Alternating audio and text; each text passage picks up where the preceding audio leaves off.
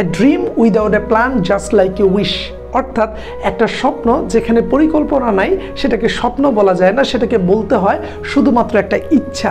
কথাটা বলেছে Tony Robbins এবং ওনাকে আমি মন থেকে শ্রদ্ধা করি। কারণ তুমি এখন ভাবছো যে তুমি এইচএসসিতে ইংরেজিতে ভালো করবা, কিংবা পাশ করে বেরিয়ে যাবা, কিংবা তোমার এইচএসসিতে এ প্লাস লাগবে, ঢাকা বিশ্ববিদ্যালয়টা তোমার টার্গেট। এই ঢাকা ইউনিভার্সিটিতে এমনি এমনি চান্স পাওয়া যায় না, এর জন্য লাগে অনেক বেশি পরিমাণে পরিশ্রম এবং একটা সুন্দর গুছানো পরিকল্পনা, যে পরিকল্পনার মাধ্যমে তুমি তোমার স্বপ্নের দিকে এগিয়ে যাবা। যারা পরিকল্পনার জন্য 10 মিনিট ইনভেস্ট করে তারা পরবর্তীতে আউটপুট পাওয়ার ক্ষেত্রে অন্যদের চাইতে 10 ঘন্টা এগিয়ে যায়। অর্থাৎ এখন বসে 10 মিনিট পরিকল্পনা করে নিজের স্টাডি প্ল্যানারটাকে সাজিয়ে রাখলে পরবর্তীতে অন্যান্যদের চাইতে 10 ঘন্টা সময় তোমার এগিয়ে যাবে এইচএসসিতে এ প্লাস পাওয়ার ক্ষেত্রে, এইচএসসিতে পাশ করার ক্ষেত্রে, কিংবা এইচএসসিতে ভালো ফলাফল করে ঢাকা বিশ্ববিদ্যালয়ে পৌঁছানোর ক্ষেত্রে। তুমি এমন একজন স্টুডেন্টকেও সহজে পাবা না যারা এইচএসসিতে খুবই বেপরোয়া ছিল, একেবারেই পড়াশোনা করে নাই, কোনো পরিকল্পনা ছিল না, কোনো রুটিন ছিল না, কাকতালীয়ভাবে পরীক্ষা দিয়ে এইচএসসির রেজাল্ট ভালো করে ও ঢাকা বিশ্ববিদ্যালয়ে চান্স পেয়ে গেছে। প্রত্যেকেরই একটা স্টাডি প্ল্যানার ছিল, প্রত্যেকেই একটা রুটিন মাফিক পড়াশোনা করেছে এবং প্রত্যেকে বেসিকটাকে স্ট্রং করে এইচএসসিতে ভালো ফলাফল করে ঢাকা বিশ্ববিদ্যালয়ে এসেছে। স্বপ্ন যেহেতু দেখছই, মনে মনে যেহেতু ভাবছই, বসে আছো কেন? এই 3 মাসে পরেও অনেকে বিগত বছরগুলোতে এইচএসসিতে ভালো ফলাফল করেছে, ঢাকা বিশ্ববিদ্যালয়ে চান্স পেয়েছে।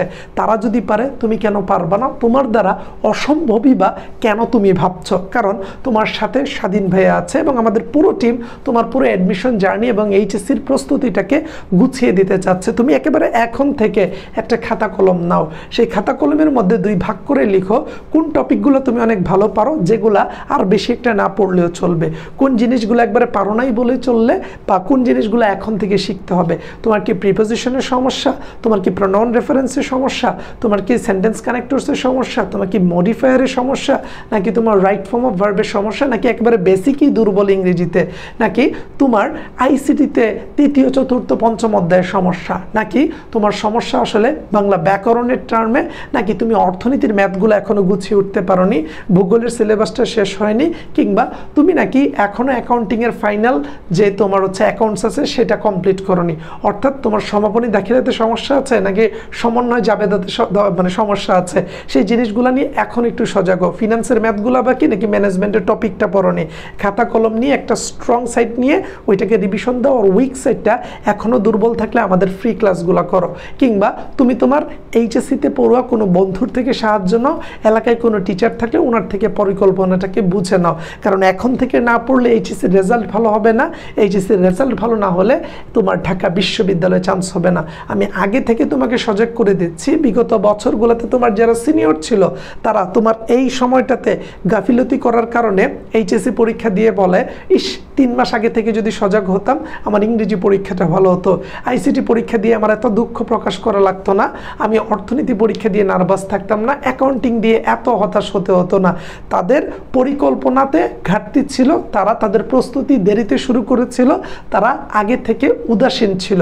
তুমি যেন সেম সমস্যায় না পড়ো, তাই 3-4 মাস আগে থেকেই বারংবার স্বাধীন ভাইয়া তোমাকে অ্যালার্ম করছে, তোমাকে ওয়ার্নিং দিচ্ছে যে তুমি সজাগ হও, অ্যালার্ট হও, এখন থেকে পড়ো, তোমার দ্বারাই সম্ভব। এবং বিগত বছরগুলোতে তোমার মতো অনেকেই ঢাকা বিশ্ববিদ্যালয়ে চান্স পেয়েছে, তারা পেলে তুমিও পাবে, তারার দ্বারা সম্ভব হলে তোমার দ্বারাও সম্ভব হবে। সো তোমার পুরো প্রস্তুতি গুছিয়ে দিতে আমরা তোমার সাথে আছি। বাবা মাকে আর হতাশ করিও না, তাদেরকে প্রমাণ করে দাও তুমিও চাইলে কম দূর যেতে পারো না এবং তোমার দ্বারাও সম্ভব।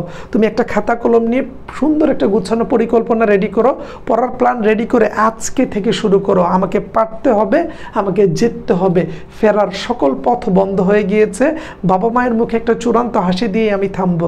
জীবনেতে বাবা মাকে তেমন কিছু দাওনি, এবার একটা সফলতার গল্প দাও, এবার এইচএসসিতে একটা প্লাস দাও, এবার ঢাকা বিশ্ববিদ্যালয়ে চান্সের একটা গল্প দাও, এবার ইংরেজিতে ভালো করে কামব্যাক করার একটা সুযোগ, একটা গল্প, একটা আগ্রহ পূরণ করার সুযোগ তাদের দাও এবং আমার বিশ্বাস তুমি পারবে, তোমার দ্বারা সম্ভব। সো ভিডিওটা ভালো লাগলে তোমার বন্ধু বান্ধবকে একটু কমেন্টে মেনশন করে দিও। এখন থেকে শুরু করো, আমরা তোমার সাথে আছি। আমাদের বিশ্বাস তোমার দ্বারা এইচএসসিতে এ প্লাস এবং ঢাকা বিশ্ববিদ্যালয় সম্ভব।